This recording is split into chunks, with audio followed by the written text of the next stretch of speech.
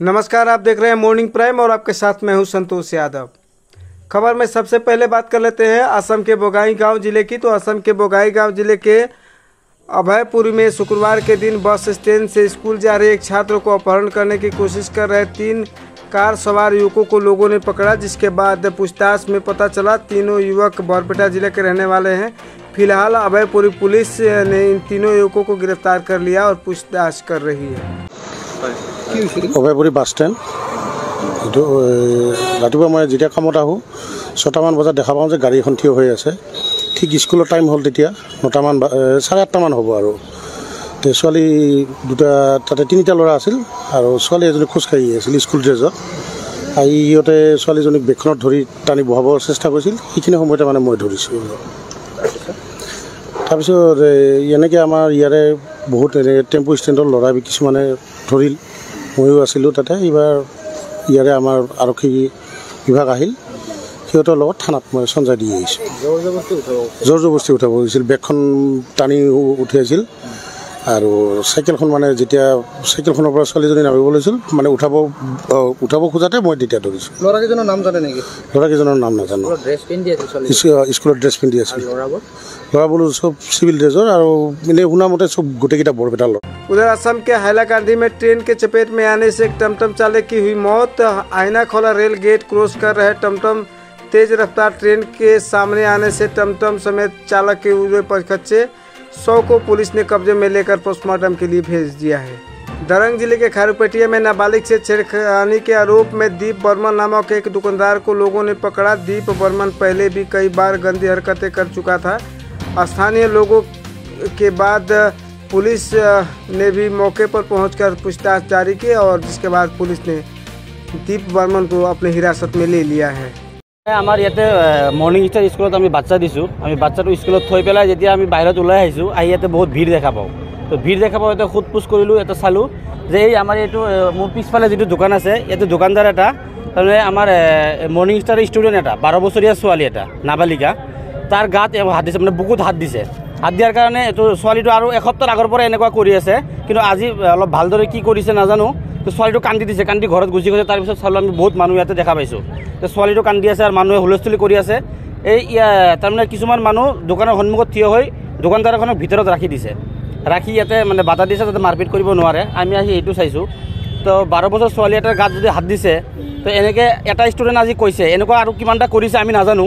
তো এতিয়া কথা হ'ল এইটো আমাৰ উচিত বিচাৰ লাগে, এইটো বিচাৰটো হ'ব লাগে। এতিয়া পুলিচ আৰক্ষী আমাৰ খাৰুপেটিয়া থানাৰ আৰক্ষী আহিছিলে, আমাৰ ছেকেণ্ড OC ছাৰ আহিছিলে, আহি পেলাই মানুহজনক উঠাই লৈ গ'ল থানাত। এতিয়া কি হয় আমি এতিয়া পুলিচৰ ভৰসাত আছোঁ। আৰু দীপ বৰ্মন নামটো হ'ল দীপ বৰ্মন।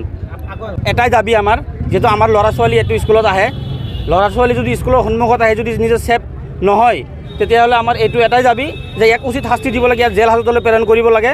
আমি স্কুল কৰ্তৃপক্ষলৈ এটা আহ্বান জনাইছোঁ যাতে আমাৰ এই গেটত এটা CC ক্যামেরার ব্যবস্থা করে দিয়ে। আমি থেকে স্কুল থেকে টিউশন পড়েও যায় আমার মেয়ে, ঠিক আছে, ও প্রায়ই ডাকে, ঠিক আছে, একদিন না 2 দিন ওর শরীরে হাত দিয়েছে, ঠিক আছে। এর জন্য আজকে ও ডাকছে, আমার মেয়ে গিয়ে ঘরে কান্দে দিচ্ছে। মানে ইয়ার পূর্বে দোকানে খুলি না, আমি দোকান থেকে দৌড়ে আইসে পড়ছি। আইসে কিন্তু ওরা কিন্তু আমি এরকম হ্যারাসমেন্ট করতে চাই নাই, কিন্তু আমি ওরা বলতে চাইছি ও নিজে গরম হয়ে গেছে আমার উপরে। পরজনের নাম মই না জানো, প্রদীপ বর্মন কইলে, প্রদীপ বর্মন, ঠিক আছে। এই ইয়াতে দোকান দিছে, ফাস্ট ফুডের দোকান আছে, ইয়াত টিউশনি পড়ে। এটো বিল্ডিং এর উপরে আই আছে, এই মাতিছে, ঠিক আছে, মাতিছে বলে এই কান্দি গুলি আগতে আমি উচিত বিচার লাগে আর এখন না লাগে। उधर असम के लाहरी घाट में 5 साल के बच्चे को मोटरसाइकिल ने मारी टक्कर। घटना में बच्ची की हुई मौत, बाइक सवार हुआ फरार। तेज रफ्तार आ रही मोटरसाइकिल के टक्कर से एक बच्चे की हुई मौत। फिलहाल पुलिस जांच में जुटी। रास्तार किनारे गई আছে না, তার মায়ে লৈ গৈ আছে, তেতিয়া এই গাড়ী এটা আহি পিছফালে খুন্দা মাৰি লৈ বাইক। ধূপগুৰি দোকান আছে মছজিদৰ ওচৰত, তাতে ঢুকাই গ'ল। আকিদা বেগম, 4 বছৰ। মোৰ ছোৱালী। মানে কিমান সময় হৈছিলে ঘটনাটো? এই 8টা বজাত হৈছে। বাইকে খুন্দিয়াইছে? বাইকে খুন্দিয়াইছে। বাইকটো মুম্বাই নে? সাইডেন তুলে। ফটো আছে। মতিৰ চহৰীৰ ল'ৰা বাচ্চাটো লৈ গৈ আছে হাতত কিনি লৈ কিনি ৰাস্তা চাইডত গৈ আছে সেই বাইক লৈ কিনি ইমান লেভেলত দি থাকে মানে গোটেই দিনটো সি পুৰা লেভেলত থাকে ল'ৰাটোৰ নাম আমি ক'ব নোৱাৰো কিন্তু আমাৰ ঘৰৰ লগতে আছিলে সি বাইকটো যেতিয়া আপোনাৰ ছোৱালীটো কিনি হাতত কিনি লৈ গৈ আছে একদম মাৰি কিনি লাষ্টটো মানে বাচ্চাটো বাইকখনত লাগি কিনি আপোনাৰ কম মিন সময় 2 কিলোমিটাৰৰ ওপৰত পৰি গৈছে পৰি যোৱাৰ পিছত এই ঠাস কৰি কিনে আকৌ আৱাজ আহিছে এই আৱাজে মানে বাচ্চাটো হেক কৰি দিলে হেক কৰাৰ পিছতে সি মানে ৰখাই নাই বাইকটো ৰখাই পিছতে মানে গৈ আছে একদম গোৱাৰ পিছত মানে এটা ল'ৰা পাথৰ কিনি লৈছে ৰখিবি না পাথৰ মাৰি দিলে। उधर असम के होजाई में रविंद्रनाथ टैगोर यूनिवर्सिटी में प्रचंड मारपीट, यूनिवर्सिटी में बाहरी लोगों ने जाकर मारपीट की जैसी घटना। होजाई थाने में एफआईआर दर्ज, पुलिस जांच में जुटी। যেহেতু মানে বাৰ্ষিক উইক হৈছিলে তো বাৰ্ষিক উইকৰ সময়ত মানে মানে প্ৰাইজ ডিষ্ট্ৰিবিউশ্যন লৈ মানে কিছুমান প্ৰব্লেম আছিলে তে ৰেজিষ্ট্ৰাৰ ছাৰে কৈছে কেইদিনমান লেট হ'ব তে আমাৰ মানে কেইটামান আমাৰ ষ্টুডেণ্টৰ ল'ৰা আমাৰ ইউনিয়নত আহি তেখেতে দম দি আছে প্ৰাইজ ডিষ্ট্ৰিবিউশ্যন কেতিয়া হ'ব কি হ'ব তেখেতে লাগিছে তো আমি ষ্টুডেণ্ট হয় আমি ইমানকেইটা কথা নাজানো যেহেতু আমাৰ ইউনিয়ন আছে ইউনিয়নে ডিচাইড কৰিব কেতিয়া দিব তেখেতে নটিচ দিব তেতিয়া কি হ'ল মই বাহিৰত আহি আছোঁ যেতিয়া বাহিৰত আহি আছোঁ তেতিয়া এজন বাহিৰৰ এজন মানুহ আহিছে আমাৰ অখিল ভাৰতীয় বিদ্যাৰ্থী পৰিষদৰ দায়িত্বত আছে তেওঁ কনকলাল দেৱ আৰু কেইজনমান আছে চিন্ময় কৰ্মকাৰ ৰোহন ঘোষ কেইজনমান আছে তেখেতে বাহিৰৰ পৰা আহিছে কলেজৰ ভিতৰত আৰু কনকলালে আহি মোক পুৰা মানে দম দি আছে তেখেতে আৰু ভিডিঅ' আমাৰ তাত আছে তেখেতে মোক দম দি আছে আমাৰ চৰকাৰ হয় আমি চাই ল'ম তহঁতে কি কৰিব পাৰিবি আমাৰ চৰকাৰে আমি আজি আছোঁ আমাৰ পাৱাৰ আছে তেখেতে এইবিলাক কৈ আছে কথা এতিয়া মই ভাবি আছোঁ তেখেতে আজি আমাক কলেজৰ ভিতৰত আহি দম দিছে আমি কলেজৰ ষ্টুডেণ্ট হয় ইউনিভাৰ্চিটিৰ আমি ষ্টুডেণ্টৰ কলেজৰ আহি যদি তেখেতে দম দিব পাৰে বাহিৰত কি হ'ব এতিয়া আমাৰতো ভয় লাগি আছে মই বাহিৰত কেনেকৈ ওলাম আজি যদি আমি বাহিৰত ওলাই মোৰ যদি কিবা হয় আমি তেখেতে গোটেই দুসময় তেখেতৰ হ'ব কাৰণ তেখেতে আজি চৰকাৰৰ পাৱাৰ দি আছে যে চৰকাৰ আমাৰ আছে আজি কি চৰকাৰ তেখেতৰ পকেটৰ চৰকাৰ নেকি আজি আমাৰ চৰকাৰ স্বাধীন দেশ হয় চৰকাৰ আজি আমাৰ সকলোৰে চৰকাৰ কিন্তু তেখেতে নিজৰ চৰকাৰ বুলি তেখেতে আমাক দম দি আছে আজি আমাৰ হেৰি হয় আজি আমাৰ চৰকাৰত তেখেতক চাই ল'ম আৰু গোটেইকেইটা ভিডিঅ' আমি আপোনালোকক দিব পাৰিম আমাৰ CCTV কলেজত আছে 4-5টা CCTV আছে আপোনালোকে CCTV যদি আমাৰ কলেজত যদি আপোনালোকে কলেজত যায় তেখেতে আপোনালোকক তদন্ত কৰিব পাৰিব এতিয়া আমি থানাত আহিছোঁ যেহেতু আমাক মানে তেখেতে দম দিছে কাৰণ আমিতো থাকিব লাগিব না তেখেতে আপ ডাউন কৰিব লাগিব আজি আমি কলেজত আমি কালি কলেজত কেনেকৈ আহিম তেখেতে যে আমাক দম দি আছে তাৰ কাৰণে এতিয়া আমি OC ছাৰৰ ওচৰত আহিছোঁ আমাৰ থানাত আহিছোঁ আমি থানাত এটা কমপ্লেইন দিম যেন তেখেতে বাহিৰৰ পৰা আহি আজি এনেকৈ কৰিছে তোমালোকৰ গ্ৰুপ কোনটো এতিয়া বৰ্তমান তোমালোকে আহিছিলা কি কোনটো গ্ৰুপৰ পৰা আজি গ্ৰুপ নাই আমি আজি জেনেৰেল ষ্টুডেণ্ট আহিছোঁ আজি ইউনিভাৰ্চিটি প্ৰেচিডেণ্ট আছে GSO আছে আমি জেনেৰেল ষ্টুডেণ্ট হৈ আহিছোঁ থানাত এজাহাৰ দিবৰ কাৰণে আহিছোঁ ৰবীন্দ্ৰ ঠাকুৰ বিশ্ববিদ্যালয় আমাৰ ইউনিয়ন ৰুমৰ ভিতৰত আমাৰ ইউনিয়ন মেম্বাৰ আৰু ষ্টুডেণ্টৰ মাজত এটা তৰ্কাতৰ্কিৰ নিচিনা আমাৰ এনভাইৰনমেণ্ট এটা হৈছিল কিন্তু আমাৰ যিটো মানে পৰিৱেশটো কেতিয়া বেয়া হ'ল যেতিয়া আউটছাইডাৰ যিবিলাক আউটৰ আছে ষ্টুডেণ্ট নহয় আউটৰ মানুহ আছে সিহঁতে কলেজৰ ভিতৰত সোমাই আহি ইউনিয়নৰ মেম্বাৰক থ্ৰিটেন দিছে যে তোমালোকক আজি মই মাৰি পেলাম কাটি পেলাম মই কি কৰিব পাৰোঁ তোমালোকে চাই লোৱা মোৰ নাম ধৰণা কৈ যাম মই তাৰ নাম কনকলাল কি আছিলে এইটো ময়ো ইমান নাজানো বাহিৰৰে হয় বাহিৰৰ মানুহ হয় কলেজৰ কোনো নহয় সি নহয় ষ্টুডেণ্ট নহয় না কোনো কলেজৰ দায়িত্বত আছে কোনো দায়িত্বত নাই সি কলেজৰ বাহিৰৰে ষ্টুডেণ্ট হয় সি মানুহে হয় সি আহি কিনে আমাক দম দিছে যে তোমালোকক আমি মাৰি পেলাম তোমালোকে খালি বাহিৰত ওলোৱা আমাৰ মাজে আমি ভিডিঅ'টো বনাব পৰা নাই কিন্তু এটা ভিডিঅ' আমি বনাইছোঁ যে বনোৱা মানে ৰেকৰ্ড কৰি লৈছোঁ যে এইজন দীপক দেৱ আমাৰ ইউনিভাৰ্চিটিৰ ষ্টুডেণ্ট হয় তেওঁক সি দম দিছে চৰকাৰৰ নাম দি দম দিছে তোমালোকে যদি ভিডিঅ' ভাইৰেল কৰা তোমালোকক মই চাই ল'ম চৰকাৰৰ এয়া কনকলালে কৈছে হয় কলেজৰ ভিতৰত সোমাই গৈছে আপোনালোকে যদি বিচাৰে আমাৰ কলেজৰ ইউনিভাৰ্চিটিৰ CCTV কেমেৰা আছে তাতো আপোনালোকে চালে পাই যাব আৰু আমাৰো হাতত ভিডিঅ' আছে এতিয়া আপোনালোকে এইটো চাই ল'ব